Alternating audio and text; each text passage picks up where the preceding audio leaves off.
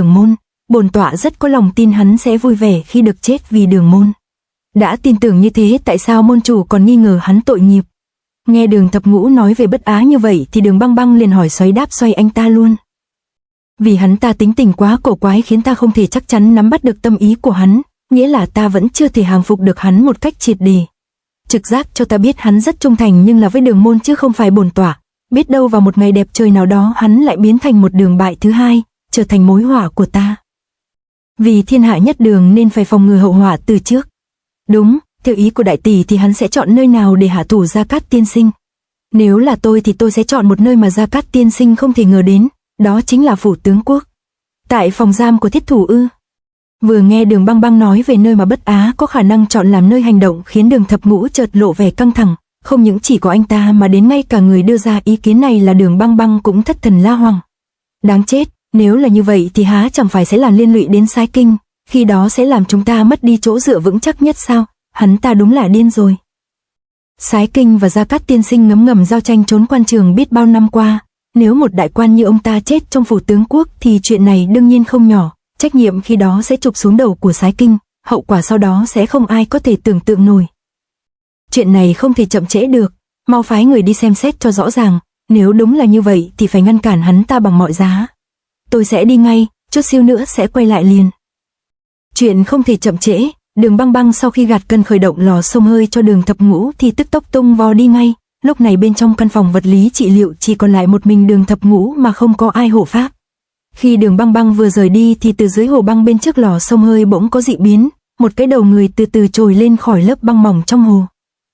Người vừa mới trồi lên này không ai khác mà chính là thanh niên Bàng Bối. Chẳng biết bằng cách nào anh ta lại mò vào được đến tận cái nơi đặc biệt nghiêm mật này, chỉ cần một khắc là đủ để ta lấy cái mạng của tên phí nhân tàn ác này rồi.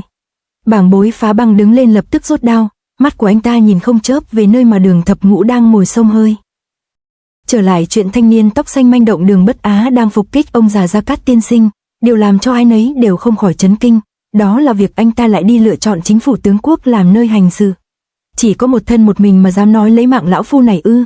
Như vậy là các hạ đã quá tự đại và khinh địch rồi đấy. Là rồng hay rắn thì cứ thử đi rồi sẽ biết thôi.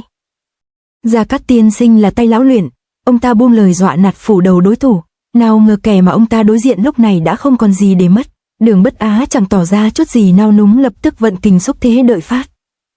Đường Bất Á không giải thích lòng vòng khí kình vừa để thăng đã liền vung đao bổ tới, nhưng điều kỳ lạ với Gia Cát tiên sinh đó là sát chiêu chưa tới mà ông ta mặt mũi đã biến sắc khác hẳn bình thường, vì ngay lúc này trong lòng ông ta chợt có cảm giác buồn mang mác, còn nhuệ khí húng liều chẳng biết đã biến hết đi đâu mất rồi.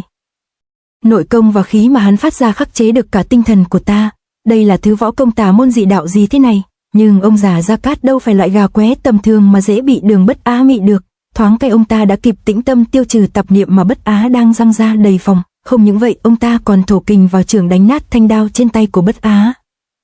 Thật đáng kinh ngạc là thanh niên Bất Á này dù bị phá chiêu nhưng lại không hề có chút hoảng loạn nào, tay trái của anh ta đã lập tức múa may quay cuồng.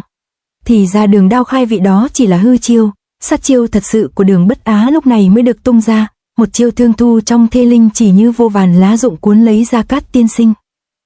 Chiêu thức thực quái dị quá, chỉ của hắn như lá rụng vào thu bay lượn không có quy tắc quỹ đạo làm người ta khó đoán, đúng là lợi hại quá chừng.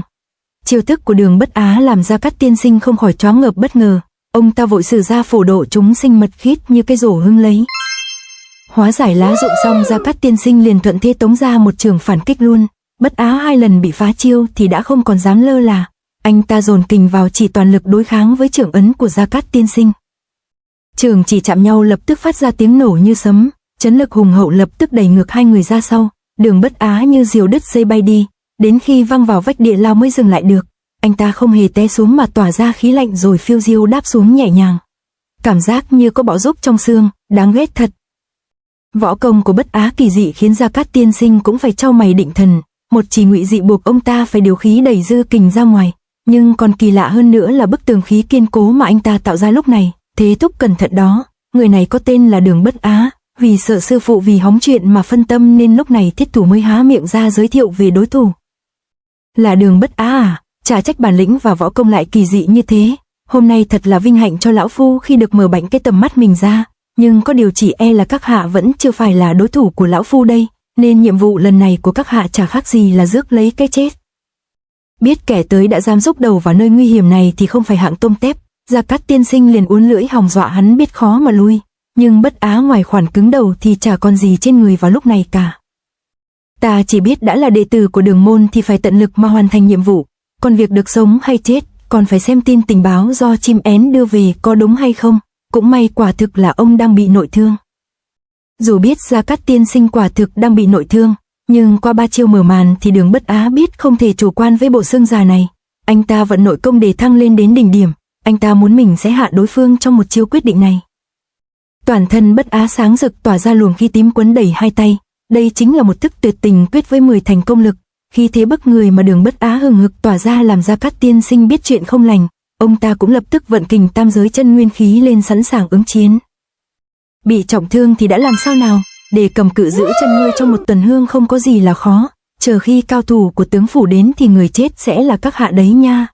Chết vì Đường môn là vinh dự của Đường Bất Á này, hơn nữa ta tin trong một khắc là đủ lấy được mạng già của ông rồi. Vinh dự ư, chỉ e là có người đang tự dối mình rồi tiện thể dối người. Gia Cát tiên sinh cậy mình dẻo lưỡi liền đuổi hình bắt chữ làm lung lạc ý chí của Bất Á. Vạn vật trong cái trời và đất này chỉ có con người mới có thể làm nhiều chuyện trái ngược với lương tâm, dù biết là không thể làm nhưng vẫn cố gân cổ lên mà làm.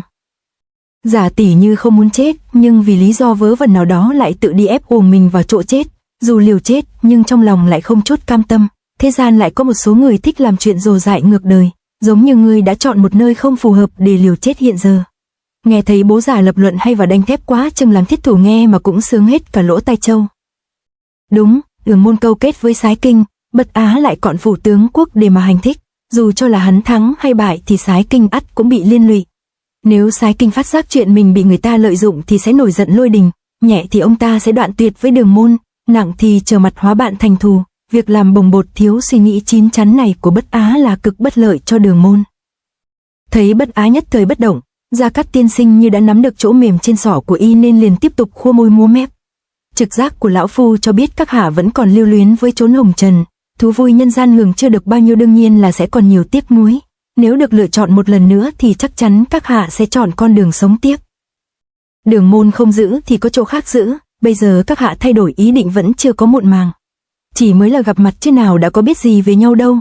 Ấy thế mà Gia Cát tiên sinh đã nói ra vanh vách tâm tư của mình khiến Đường Bất Á vừa kinh ngạc lại vừa bội phục. Nghe người ta đồn đãi rằng Gia Cát tiên sinh trí tuệ siêu phàm, hôm nay vinh hạnh được gặp quả nhiên là đã mở rộng ra chút ít tầm mắt, hảo ý mà ông nói ta xin tâm lĩnh. Tại sao, có chi gần khúc thì cứ nói tuẹt ra đây, nếu giúp được thì lão phu sẽ hết lòng giúp ngươi ngay.